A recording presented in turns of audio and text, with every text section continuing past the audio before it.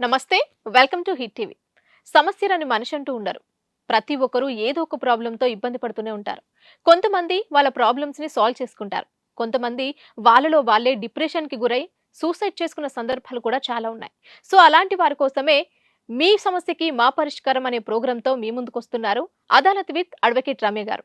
వారి రోజు మన స్టూడియోలో ఉన్నారు. వారిని అడిగి మరిన్ని విషయాలు తెలుసుకుందాం. నమస్తే మేడం. నమస్తే.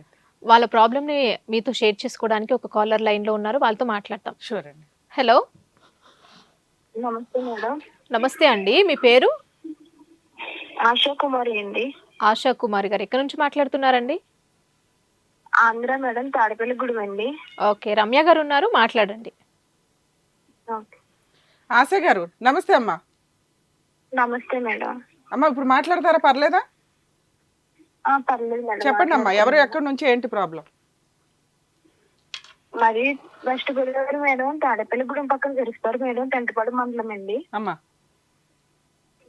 ఇది నాది లవ్ మ్యారేజ్ మేడం. ఎప్పుడు? 2017లో అయింది మేడం. 2016లోని డిసెంబర్ 26వ తారీఖున అయింది మేడం. ఆ, అప్పటికి మా ఫాదర్ పాయిజన్ తీసుకుని చనిపోయిన ఇష్టం లేదండి. మా అత్తగారు, మా మామగారు మా లవ్ మ్యారేజ్ వల్ల ఇష్టం లేక మా డాడీని టార్చర్ చేయడం వల్ల ఆయన పురుగుల మంది తాగి చనిపోయారు మేడం. ఏం చెప్తున్నావు? మీ ఇద్దరికి ఎలా పరిచయం అమ్మా మీ ఆయనకి నీకు? ఇద్దరు ఒకే ఊరు మేడం.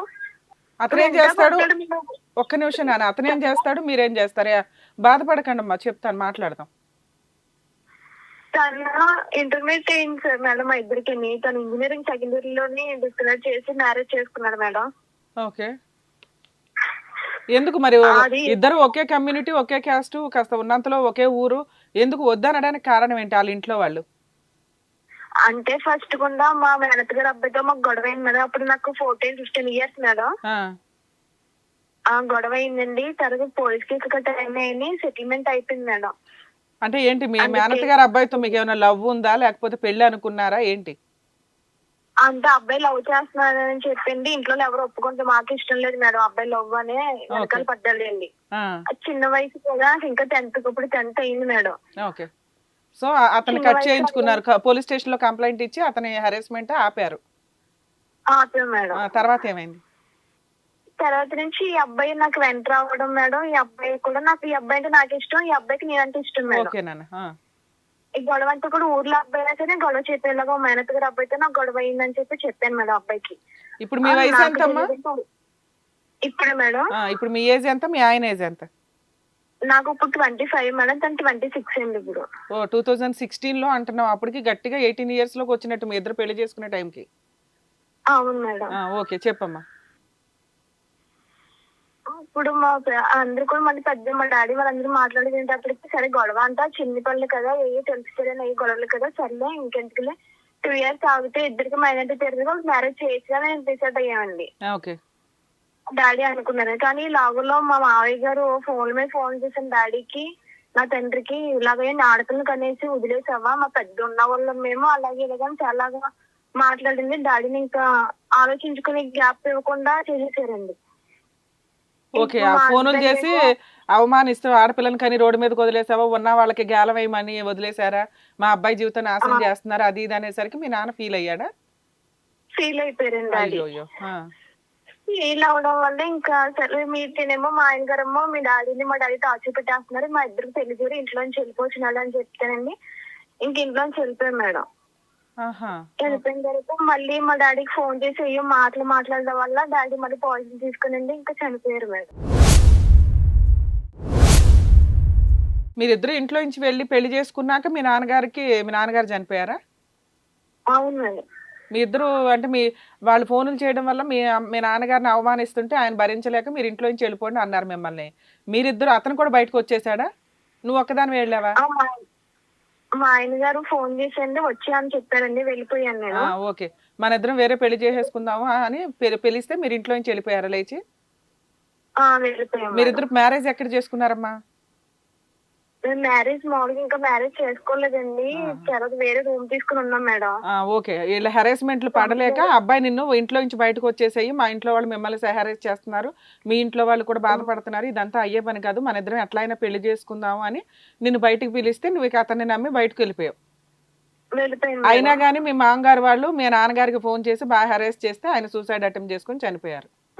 అవును మేడం. లెటర్ కూడా మీకు వాట్సాప్ లో సెండ్ చేశాను మేడం అది. అదేలేమ్మా. మా ఆయన గారు కోర్ట్ లో లెటర్ వేసి ఇచ్చి మళ్ళీ పెద్దల సాక్షిగా పెళ్లి చేసుకున్నాడు మేడం. అంటే డాడీ అండ్ ఫ్రెండ్స్ ద్వారా పోలీస్ స్టేషన్ ద్వారా కోర్టు ద్వారా పెళ్లి చేసుకున్నారు మళ్ళీ ఇంటికి వచ్చి. ఓకే అమ్మా. అప్పుడు కూడా వాళ్ళందరూ కూడా ఇష్టపడలేదు మేడం. డాడీ చనిపోయినా సరే అప్పుడు 3rd month ప్రెగ్నెన్సీ తో ఉన్నాను మేడం. కానీ తను 4th month అని చెప్పి రాశారండి. ఇష్టం లేకపోయినా సరే ఆయన మా మదర్ అండి పోలీస్ స్టేషన్ కి వచ్చి సర్లే నాకు ఇంకెవరున్నారు ఏం తప్ప అని చెప్పి ఇంటికి తీసి తెచ్చుకున్నారండి. వాళ్ళ పేరెంట్స్ ఏమో మాకు వాళ్ళకి సంబంధం లేదని చెప్పి కాగితాలు రాయించుకున్నారు మేడం. ఓకే అమ్మా. తనతో కూడా రాయించుకున్నారండి. తనకు కూడా నాకు మా పేరెంట్స్ కానీ సంబంధం లేదు, నా పుట్టిపోయే బిడ్డలకు కూడా వాళ్ళకి కూడా ఎటువంటి సంబంధం లేదు, నేను నా భార్య వేరేగా ఉంటామని చెప్పి కాగితాలు రాసి ఇక్కడ మన ఇంటికి వచ్చేసారు మేడం. వచ్చిన మళ్ళీ అలాగే పెళ్లి అయిన కానించి ఇప్పటి వరకు అంతమారి వస్తున్నాడు వెళ్ళిపోతున్నాడు వస్తున్నాడు వెళ్ళిపోతున్నాడు మేడం. ఇప్పుడైతే ఇంక లాస్ట్ పాప పుట్టిన తర్వాత ఇంకా అసలు ఆడపిల్లకి అంటావేంటి అని చెప్పండి. ఇంకా మా అత్తగారు మా ఆడపడుచు మా పెద్ద మామ గారు మా మావయ్య గారు చాలా టార్చర్ చేయడం వల్ల తను పట్టుకొని కొట్టేసి మేడం.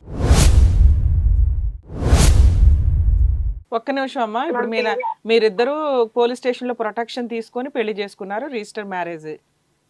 తర్వాత మీరు విడిగా వేరే కాపురం స్టార్ట్ చేశారా? అమ్మ దగ్గర ఉంటున్నా మేడం. ఇంకా అమ్మకి ఎవరు లేరండి. ఓకే. అంటే నువ్వు ఒకదానివే కూతురువా? అంటే అక్క ఉన్నదండి. అక్కని 5 నెలల నుంచి అమ్మమ్మలు పెంచుకుంటారు మేడం. ఓకే. నువ్వు ఒకదానివే కాబట్టి నువ్వు అల్లుడు ఇంట్లోనే ఉండండి అమ్మా, నాకు మాత్రం ఎవరున్నారు అంటే మీ ఆయన నువ్వు మీ అమ్మగారితోటే ఉంటున్నారు. అవును మేడం. ఇలా ఎంతకాలం ఉన్నారు ఆవిడ దగ్గర? 7 సంవత్సరాల వరకు ఉన్నాం మేడం. 7 సంవత్సరాల నుంచి అక్కడే ఉన్నారు. పిల్లలు ఉన్నారమ్మా మీకు? ఫస్ట్ బాబు మేడం. ఇప్పుడు మళ్ళీ పాప 3rd month బాబు. పాప పుట్టిందా? పుట్టి 3rd month. ఏం చేస్తున్నాడు ఇప్పుడు మీ ఆయన? ఏం చేస్తున్నాడు? నువ్వేం చేస్తున్నావు ఇంట్లో? ఇల్లు ఎలా గడుస్తుంది? ఇల్లు గడవడానికి చాలా ఇబ్బందిగా ఉంది మేడం. మా ఆయన గారికి ఏమో ఇక్కడ ఊర్లో రాజకీయ నాయకుల ద్వారా మా తండ్రికి తెలిసిన వాళ్ళండి, వాళ్ళ ద్వారా ఒక ఫ్రూట్స్ మార్కెట్ లో షాప్ దగ్గర గుమస్తా కింద జాబ్ ఇచ్చారండి వాళ్ళు. నాకు ఒక వాలంటీర్ జాబ్ ఇచ్చారు మేడం. కొంచెం మళ్ళీ వచ్చి మానేశాను మేడం. ప్రెగ్నెన్సీ అని చెప్పి మానేశాను వాలంటీర్ జాబ్. ఎంత వస్తుంది మీ ఆయనకి శాలరీ? ఎంత వస్తుంది? ఇంట్లో ఇస్తాడా ఇవ్వడా? శాలరీ మేడం తనకి జీతం 15,000, కమిషన్ లో 6,000 7,000 వస్తాయి మేడం.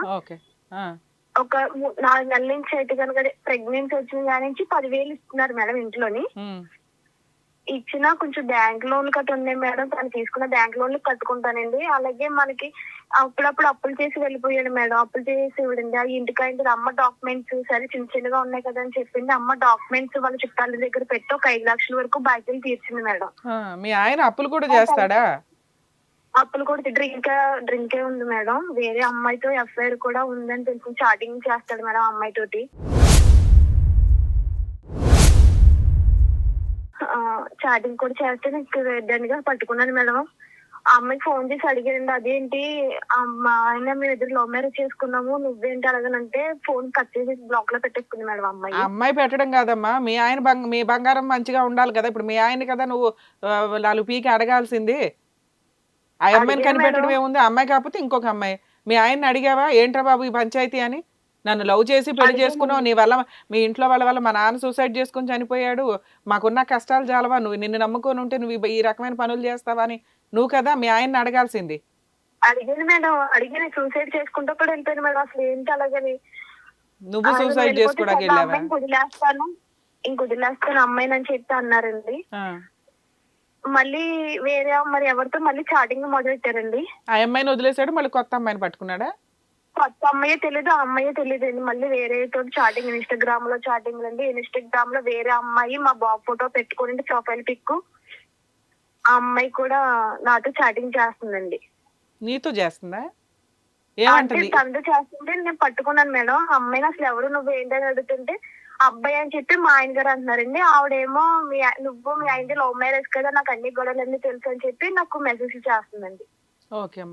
అది మా ఆయన గారిని అడిగండి, ఇలాగ అమ్మాయి చేస్తున్నావు, ఏమో అబ్బాయి అంటున్నావు, తనేమో మరి మీది లవ్ మ్యారేజ్ అని అంటుంది, తన పేరేమో సూర్యకళ అని తను అంటుంది, నువ్వేమో కాదు సూర్యకుమార్ అని ఏదో అని చెప్తున్నావు అని అడుగుతుంటే ఇంక ఇంట్లోంచి వెళ్ళిపోయారు మేడం. వాళ్ళ పేరెంట్స్ దగ్గరికి వెళ్ళిపోయారండి. ఇప్పటికి అసలు 5 నెలలు అయింది మేడం. ఇంకా పిల్లలు మేము ఉన్నామా లేమా అని చూడడానికి కూడా రావట్లేదు మేడం. పేరెంట్స్ దగ్గరికి వెళ్ళిపోయాడా నువ్వు ఆయన భాగవతం అడుగుతున్నావని? అవును మేడం. ఓర్ని. ఆ, Parents అసలు వాళ్ళ ఇంట్లో వాళ్ళు అబ్బాయి రావద్దు అని రాయించుకున్నారు కదా, మరి వాళ్ళు ఎందుకు రానిచ్చారు ఇప్పుడు? అలాగని అడుగుతుంటే మేడం మా అబ్బాయి మేము వదిలేసుకుంటామంటే అని అంటున్నారు మేడం వాళ్ళు. మరి కోడలు ఆ మనవాళ్ళు మనవరాళ్ళు కూడా వచ్చారు కదా, వాళ్ళని ఏం చేయమంటారు? అలాగే నేను అన్నాను మేడం, సర్లే అని చెప్పి వెళ్ళారండి. మరి నేను నా బిడ్డ తీసుకుని వచ్చేస్తాను, మీ అబ్బాయి మీ దగ్గర ఉండడం కరెక్ట్ అయితే నేను కూడా మీ అబ్బాయి దగ్గర ఉండడం కరెక్టే కదా అత్తయ్య గారు అని చెప్పి నేను వెళ్తే మేడం పట్టుకుని కొట్టేశారు మేడం. మీ ఊళ్ళో వాళ్ళంతా ఏం ఫోటోస్ కూడా చేస్తున్నారమ్మా? చూపించారు మేడం. ఊర్లో అంటే మేడం రాజకీయం ఎక్కువ మేడం, అంటే మాకు వెనకాల ఎవరు లేరు మేడం.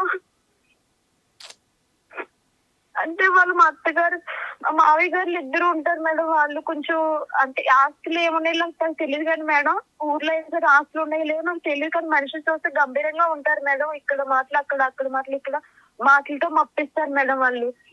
మీ ఆయన ఏమంటున్నాడమ్మా? నిన్ను పిల్లలు నువ్వు ఇంటికి వెళ్తే వాళ్ళందరూ అంత న్యూసెన్స్ చేస్తుంటే మీ ఆయన ఏం చేస్తున్నాడు? తనతోనే చెప్పి కొట్టించేశారు మేడం. పాప పుట్టినా సరే చూడడానికి రాలేదు మేడం. డెలివరీ టైంలో లేడండి. హాస్పిటల్లో నేను అలా పెయింట్ పడుతున్నా తను వస్తాడేమో చూస్తున్నా సరే పంపించలేదు మేడం. పుట్టిన 5వ రోజు నాడు వచ్చి చూసేసి కాలు ఒకటిది, ముక్కు ఒకటిది, నోరు ఒకటిది అనేసి మాటలతో పంపించేసి వెళ్ళిపోయాడు మేడం.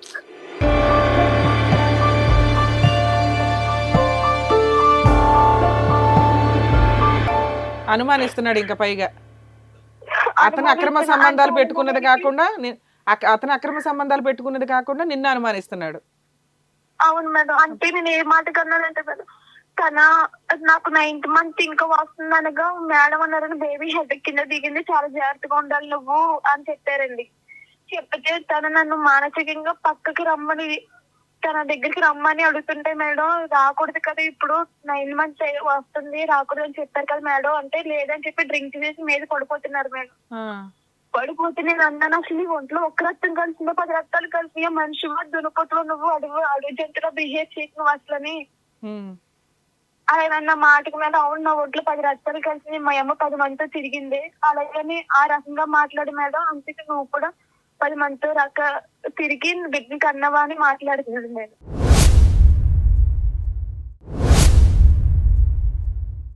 అతను చేసే చెడు పనులకు మళ్ళీ ఇంట్లో నుంచి అమ్మా నాన్న కూడా తీసుకొస్తున్నారు. ఓకే, తర్వాత ఏమైందమ్మా? తర్వాత కొట్టిన తర్వాత విశాఖకి కాల్ చేశాను మేడం. కాల్ చేస్తే వచ్చి తన్ని నన్ను తీసుకెళ్లారు. ఇలా జరిగిన స్టోరీ అంతా చెప్పాను మేడం వాళ్ళకి. సాయంత్రం మా మామయ్య గారు కూడా వచ్చి ఈ రోజుల్లో తాగపోతే ఏ రోజు, ఈ వయసులో తాగపోతే ఏ వయసులో తాగుతాడమ్మా మా అబ్బాయి, ఈ వయసులో ముందు దగ్గరికి వెళ్ళకపోతే ఏ వయసులో వెళ్తాడు, ఈ రోజుల్లో ఆడోళ్ళే తాగుతున్నారు మగుడు తాతకు వచ్చిందా అని అంటున్నాడు మేడం. అమ్మా ఏది దిశ వాళ్ళ ముందు ఇవన్నీ అన్నాడా? నా దగ్గరనే నా కూడా వచ్చిన ఇద్దరు పచ్చిబాసు దగ్గర అన్నారు మేడం. నాకు కూడా ఇద్దరు పెద్ద మనుషులు వచ్చారండి, వాళ్ళతో తను అంటున్నాడండి మా మావయ్య గారు. అదేంటి ఇంకా నాకు ఆయనతో నాకు మాట్లాడే ఇంట్రెస్ట్ లేదు. నా భర్త నేను నా బిడ్డలు చూడాలనిపిస్తే తను చూసుకోవచ్చు అదే మాట్లాడండి నేను. ఇప్పుడు ఏమైందమ్మా? ఫైనల్ గా ఏమైంది? కంప్లైంట్ ఇచ్చావు, కౌన్సిలింగ్ ఏమైనా జరుగుతుందా? కౌన్సిలింగ్ ఏం లేదు, అసలు ఏం జరిగిందో కూడా ఎఫ్ఐఆర్ అయితే కట్టేమని అని చెప్పారు. ఎఫ్ఐఆర్ చేసేసారా? చేశారు మేడం. ఎవరెవరి మీద అయ్యిందమ్మా?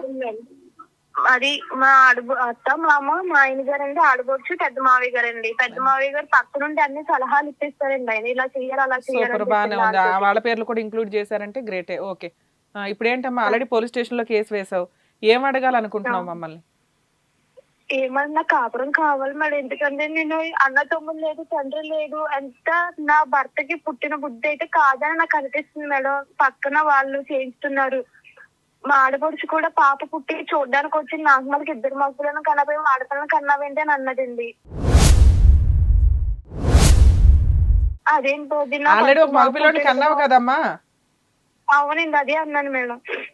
ఇప్పటికే ఆడపిల్లలు తక్కువై చేస్తున్నారు జనాలు, మళ్ళీ మీరు ఆడపిల్లకి అన్నందుకు ఇది అవుతున్నారు. ఆడపిల్లల లైఫే బాగుంది ఒక రకంగా ఈ జనరేషన్ లో. అలాగే మాట్లాడింది. మళ్ళీ సరే మా తమ్ముడు వస్తే కనుక ఆడికి దూరంగా ఉండు, ఆడి మీద పడిపోయి మాట్లాడే ఆడితోటి. ఎప్పుడు అంది మీ ఆడపడిచి ఈ మాటలు? ఎప్పుడు అంది? పాప పుట్టిన 5వ రోజు నాడు మేడం చూడడానికి వచ్చింది. వచ్చిందా? ఓకే. ఉమ్. ఇంటికి వచ్చింది, చూసి ఇలాగే మాడు వచ్చినా సరే మీద మీద పడిపోయి కాదమ్మా, మాట్లాడి ఇప్పుడు మీ ఆయన ఊరంతా అప్పులు చేస్తున్నాడు, ఉన్న పావల 10 అవును. పైసలు అమ్మి మీ అమ్మ అప్పులు తీరుస్తుంది. మీ ఆయనకి ఆల్రెడీ అవును. అక్రమ సంబంధాలు ఉన్నాయి. నువ్వు కాకపోతే గోంగూర అవును. అనుకొని ఇద్దరు ముగ్గురితో తిరుగుతున్నాడు. నువ్వు ఒక్కొక్కరిని ఫోనులు చేసి ఏదో బతులాడుతున్నావు, వాళ్ళు ఆగుతున్నారు. మళ్ళీ ఈయన కొత్తగా గాలం వేసి కొత్త అమ్మాయిని పడుతున్నాడు. నెక్స్ట్ ఆల్రెడీ అవును. కష్టాల్లో ఉండగా 3rd మంత్ బేబీని కూడా వదిలేసి ఇంటికి పారిపోయి వెళ్ళిపోయాడు. 6 ఇయర్స్ కాపురం అవును. చేసి. ఇలాంటి వ్యక్తి ఇంకా కావాలని అనుకుంటున్నావా నువ్వు? ఏంటంటే లవ్ మ్యారేజ్ కదా మేడం, తను చూసుకొని తండ్రిని చంపుకున్నాను. అసలు ఏం చేయాలో ఎవరు ఏం సలహా చెప్తారో కూడా నాకు అర్థం కాని పరిస్థితుల్లో మీకు ఇదా నిజమా అని చెప్పి మీ నెంబర్ కి కాల్ చేస్తే సారు నిజమేనమ్మా ఇది ఏమి ట్రాష్ కాదని చెప్పారండి. అదేలేమ్మా. అది ఎందుకంటే ఇలాంటి ఫేక్ కాల్ చాలా చేసి ఇంకా లాస్ట్ మీ ఈ నెంబర్ దొరికితే చేశాను మేడం. దేవుడు కాదు ఈ రూపంలో చేస్తారేమో న్యాయం అలాగని. కాదు నాన్న, దగ్గరలో ఏదైనా అడ్వకేట్ నన్నా కలవచ్చు కదమ్మా. రమ్య గారే మాట్లాడాలని ఏముంది, ఎవరన్నా న్యాయం చేస్తారు కదా. ఆ లాయర్ గారిని పెట్టుకున్నాను మేడం, లాయర్ గారు ఉన్నారండి. ఉన్నారు కదా, మీ అడ్వకేట్ చూసుకుంటారు, మీరు కంగారు పడకండి. మీకు తెలియాల్సింది ఏంటంటే నాకు ఎంత న్యాయం జరిగిద్ది, ఏం న్యాయం జరిగిద్ది అని. దాని గురించి నేను చెప్తానమ్మా, నువ్వు అస్సలు టెన్షన్ పడకు. ఒకసారి నేను చెప్పేది జాగ్రత్తగా వినండి, కాసేపు సైలెంట్గా వినండి. మీకు ఏమైనా డౌట్స్ వస్తే మళ్ళీ మాట్లాడుదురు కానీ నేను లాస్ట్లో అడుగుతాను మిమ్మల్ని. సరే మేడం, ఇప్పుడు ఈ కేసు ప్రొసీడింగ్స్లో యాక్చువల్గా ఆ అమ్మాయి నిజంగా ఒక హానెస్టీ లవర్ అని చెప్పాలి. అవును. ఇలాంటి అమ్మాయి దొరకడం వాడు అదృష్టం ఒక రకంగా.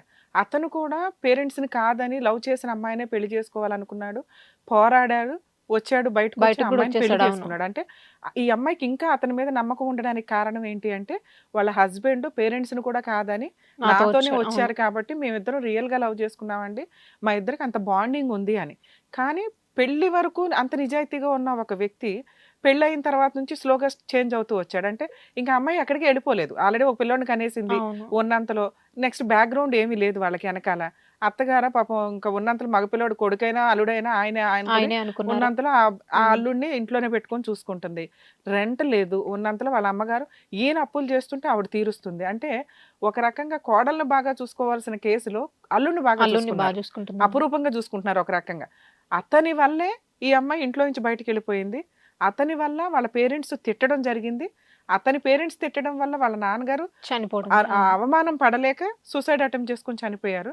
వాళ్ళకి ఒక ఇంటికి పెద్ద స్తంభం లాగా ఉన్న ఒక షెల్టర్ వాళ్ళ నాన్నగారు, ఆయనే చనిపోయారు ఇక్కడ. ఇంత త్యాగం, లైఫ్ అంతా త్యాగం చేసేసింది ఆ పిల్ల. ఏది లవ్ అనే ఒక దీనికి. అవును. లవ్ అంటే ఆఫ్టర్ మ్యారేజ్ కూడా పర్ఫెక్ట్గా ఉండేదాన్ని లవ్ అంటారు. ఇన్ఫాక్చుయేషన్స్ తోటి ఫిజికల్ నీడ్స్ కోసం వెళ్ళాము, లేసాం, పారిపోయాం, పెళ్లి చేసుకున్నాం అంటే అది లవ్ అవ్వదు. పాప మా పిల్ల రియల్గా అక్కడున్న సర్కిల్లో ఇక అతనే నచ్చాడు, అవును. అతను ఆల్రెడీ అంత ట్రాప్ చేస్తున్నాడు, అంత నమ్మకం కలిగించాడు, అంత రిజల్ట్ కూడా చూపించాడు పేరెంట్స్ని కాదని వచ్చి. దాన్ని జీవితకాలం నిలబెట్టాలి కదా, పెళ్ళి అయినాక కదా వీళ్ళ అసలైన బాంధవ్యం అవును. వాల్యూ తెలుస్తుంది. ఏం చేస్తున్నాడు, చిల్లర పనులు. తనల్ని నమ్ముకొని ఒక అమ్మాయి ఇంట్లో ఉంటే, లవ్ చేసి పెళ్లి చేసుకున్న అమ్మాయిని ఒక పని అమ్మాయి కింద ఇంట్లో ఆఫ్టరాల్గా వదిలేసి అతను చేసిన పని ఏంటి, గాలి తిరుగుళ్ళు తిరగడం, వచ్చిన రూపాయి 2 రూపాయలు తీసుకెళ్లి వెచ్చలవిడిగా తాగడం, ఊరంతా అప్పులు చేయడం. వేరే ఇక వాళ్ళతో వీళ్ళకి మాట్లాడడం. వేరే ఆప్షన్ లేక ఉమ్. అతను మారతాడు అని ఈ అమ్మాయి ఎవరితో అయితే అక్రమ సంబంధాలు పెట్టుకుంటున్నాడో వాళ్ళని కట్ చేస్తూ ట్రై చేస్తుంది. అవును. వీళ్ళు కాకపోతే ఇంకొకళ్ళు అంటే ఏం చేయగలదు ఆ అమ్మాయి? ఇంకా చిన్న అమ్మాయి, 25 ఇయర్స్, ఇంకా జీవితం బోల్డ్ అంత ఉంది. అంతా కష్టం. స్టార్టింగ్లోనే చిన్న వయసులోనే చాలా పెద్ద పెద్ద కష్టాలు అనుభవించేసింది. భర్త లేకుండా జీవితం ఉండదు అనే నమ్మకంలో అమ్మాయి ఉంది కాబట్టి మేబీ కాపురం నిలబెట్టడానికే మ్యాక్సిమం ట్రై చేయాలి. ఇక నిలబెట్టుకుంటారా లేదా అంటే లీగల్ ప్రొసీడింగ్స్కి వచ్చేసరికి, అమ్మ మీకు కూడా చెప్తున్నాను వినండి, బలవంతంగా నిలబెట్టే కాపురాలు ఎక్కడా లేవు, గుర్తుపెట్టుకోండి. అంటే ఫోర్స్ఫుల్గా ఎట్లా నాకు భర్తే కావాలండి, వేరే ఆప్షన్ లేదు అంటే అతనికి బుద్ధి వచ్చి అతను మారి 2 పిల్లల్ని చూసుకోవాలి, నా భార్యను చూసుకోవాలి అని అతను రియలైజ్ అయ్యే వరకు బలవంతంగా తీసుకొచ్చి అతను మనం ఏమీ చేయలేం. ఎందుకంటే మీరిద్దరు పెళ్లి చేసుకునేటప్పుడు వాళ్ళ పేరెంట్స్ కూడా ఏం చేయలేకపోయారు కదా. మీరు మేము మేజర్లమి నచ్చినట్టు మేము పెళ్లి చేసుకుంటాము అన్నప్పుడు వాళ్ళు ఎట్లా వదిలేశారో ఇప్పుడు నీకున్న ఆప్షన్ కూడా వాడు జుట్టు పట్టుకొచ్చి నీతో బలవంతంగా కాపురం చేయించలేము. ఎందుకు అంటే అతనికి ఇష్టం లేని కాపురం కాబట్టి క్రూయాలిటీ పెరిగిద్ది. అంటే ఒక అమ్మాయిని వదిలించుకోలేకపోయినప్పుడు, ఒకప్పుడు మనం ఓ 20-30 ఇయర్స్ వెళ్తే ఇట్లాగే ఒకసారి పెళ్ళి అయ్యింది అంటే అత్తమామల దగ్గరే ఉండాలి, భర్తతోటే కాపురం చేయాలి అనుకోవడం వల్ల కోడలు అనే పాత్రను వదిలించుకోవడం కుదరలా. వదిలించుకోవడం కుదరకపోవడం వల్ల కిరసనాలు వేసి తగలేయడం, డౌరీ హెరాస్మెంట్లు, వాళ్ళే సూసైడ్ చేసుకునేలాగా చేయడం, ఈ క్రూయాలిటీ పర్సంటేజ్లో అప్పట్లో చాలా ఎక్కువ ఉండేవండి. అవి కంట్రోల్ చేయడానికే 498 డీవీసీ మెయింటెనెన్స్ కేసులు అనేవి వచ్చినాయి. సో ఇప్పుడు బలవంతంగా అతను తీసుకొచ్చి ఇతను ఈవిడతో కాపురం చేయిస్తే అతను అదే చేస్తాడు, లేదా అసలు రాడు. ఎందుకంటే బలవంతంగా తీసుకొచ్చి కాపురం చేయించలేంగా లీగల్గా. సో ఇప్పుడు తినకున్న ఆప్షన్స్ ఏంటి అంటే, మీకున్న ఆప్షన్స్ అమ్మ, మీ అడ్వకేట్ చెప్పినట్లు వినండి, మీకున్న లీగల్ ప్రొసీడింగ్స్లో ఏమైనా డౌట్స్ ఉంటే అడగండి అమ్మా. లీగల్గా మీకున్న ఆప్షన్స్, బలవంతంగా కాపురం చేయించడం కుదరకపోయినా మీరు ఒప్పుకోకుండా మీ ఆయనకి డైవర్స్ రావు, గుర్తుపెట్టుకో. మిమ్మల్ని వదిలించుకోవాలనుకుంటే ఒక్క నిమిషం సైలెంట్ ఉండడమ్మా. వినండి ఒకసారి వినండి. మిమ్మల్ని వదిలించుకోవాలి అంటే మీ ఆయన మీ మీద కానీ పిల్లల మీద కానీ వేయగలిగిన కేసు ఒక్కటి మాత్రమే. ఎందుకంటే పిల్లలు మీ దగ్గరే ఉంటారు, పిల్లల కస్టడీ కావాలని అతను అడగడు. ఎందుకంటే అతనే పోషించుకోలేకపోతున్నాడు కాబట్టి పిల్లల్ని తీసుకెళ్ళిపోయే అంత సీన్ అయితే లేదు. కాబట్టి అతను డైవర్స్ కేసు వేయగలడమ్మా. ఆ డైవర్స్ కేసు మీరు ఫైట్ చేయండి. ఫైట్ చేస్తూ ఉంటే కనుక మీ కేసులో డైవర్స్ కేసు చాలా సీరియస్గా నడుస్తుంది. మీకు ఆ అబ్బాయికి డైవర్స్ రాదు. మీరు చేయాల్సిన పని ఏంటంటే, అతనికి లీగాలిటీలో మీ దగ్గర ఉన్న బెనిఫిట్స్, ఆయుధాలు మీరు వాడుకోవడం స్టార్ట్ చేయాలి. ఎందుకంటే మీరు కాపురమే కావాలంటున్నారు, విడాకులు కావాలని మీరు అనట్లేదు. కాబట్టి మీరు అప్పర్ హ్యాండ్లో ఉన్నట్టే లెక్క.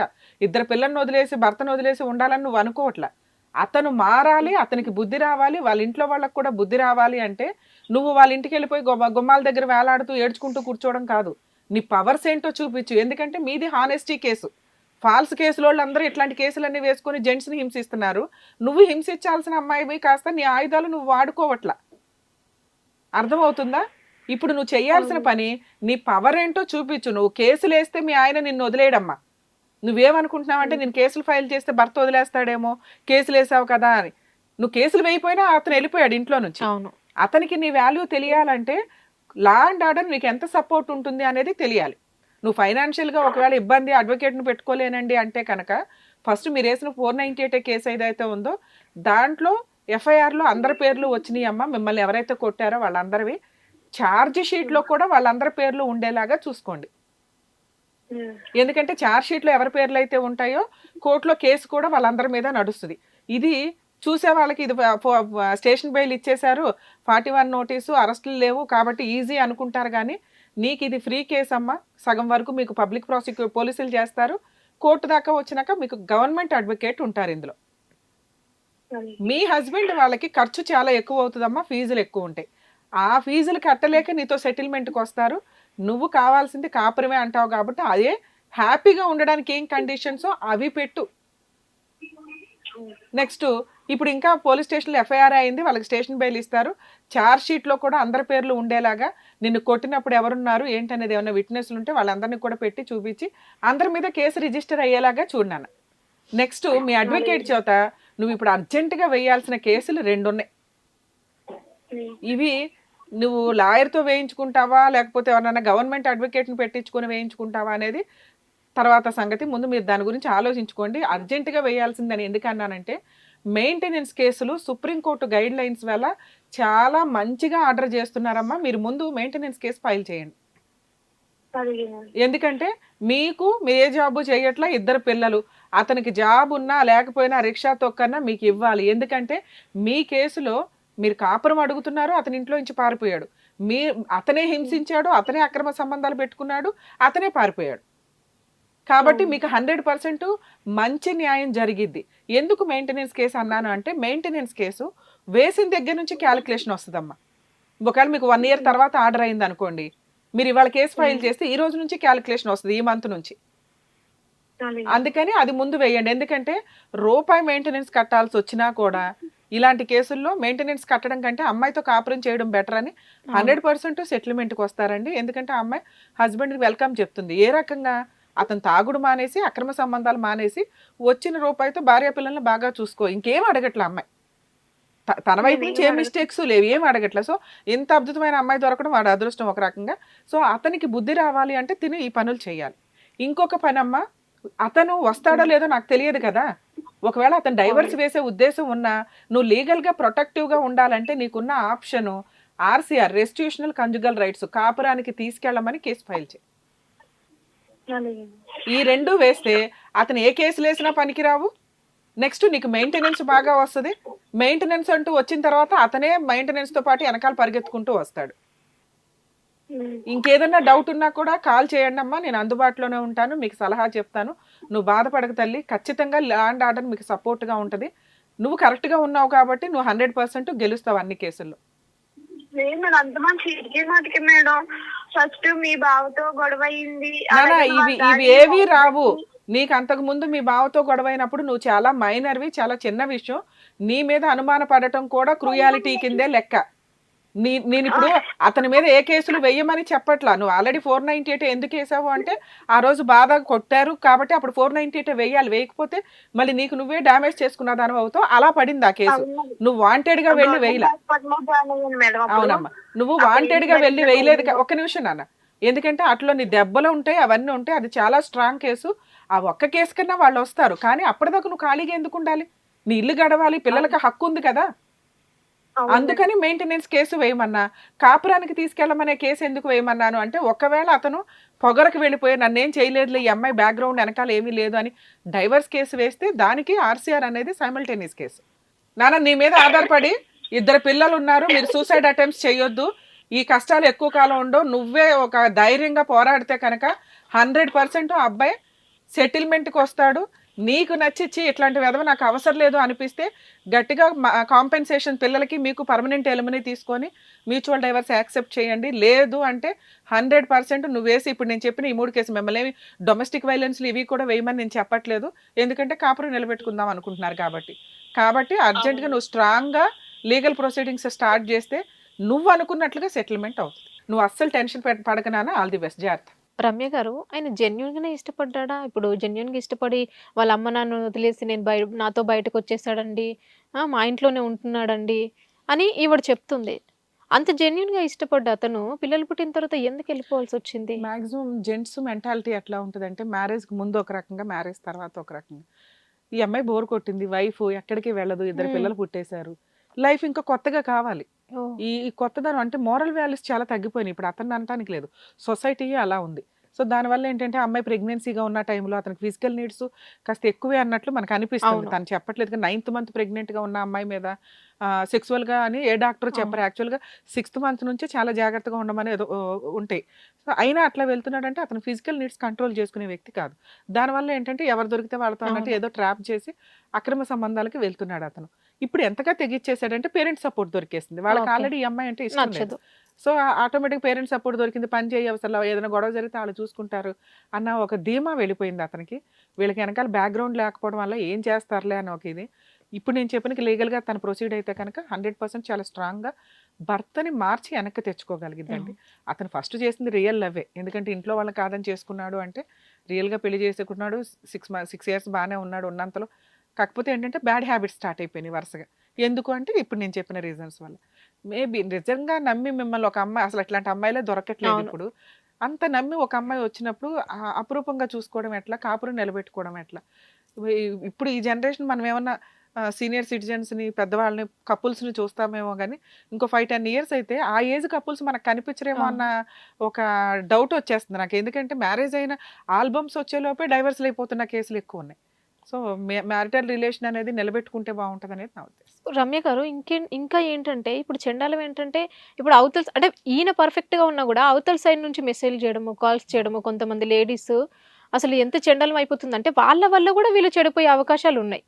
అంటే ఈ కేసు అది కాదండి, ఈడే ఆల్రెడీ ఇప్పుడు ఉన్న ఫిజికల్ నీడ్స్ వల్ల అమ్మాయి ప్రెగ్నెన్సీగా ఉన్న టైంలో పెట్టుకున్న దుకాణాలు ఇవన్నీ ఇక ఆ ఊళ్ళల్లో ఎలా ఉంటాయంటే, ఏదో ఉన్నంతలో నడిచిపోతుంటే మేబీ అతను ఇవన్నీ కట్ చేసుకొని భార్య వాల్యూ, ఎందుకంటే పిల్లలు పుట్టక సగం మంది సఫర్ అవుతుంటే ఇక్కడ 2 పిల్లలు పుట్టారు.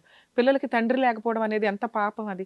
మేబీ వాళ్ళ పేరెంట్స్ అతను అది రియలైజ్ అయ్యి, ఈ అమ్మాయి వల్ల వాళ్ళకి ఏదైనా ఇబ్బంది ఉంటే కౌన్సిలింగ్ పెట్టుకొని, మాకు ఇలా కావాలి ఈ అమ్మాయి అని, ఈ అమ్మాయికి కావాల్సిన కండిషన్స్ పెట్టి, అలాగే కాపురం బాగా ఉండడానికి అబ్బాయి వాళ్ళ పేరెంట్స్ కూడా బాగా సపోర్ట్ చేస్తే వీళ్ళిద్దరూ హ్యాపీగా ఉంటారనేది నా ఉద్దేశం. ఓకే రమ్య గారు, థ్యాంక్ యూ.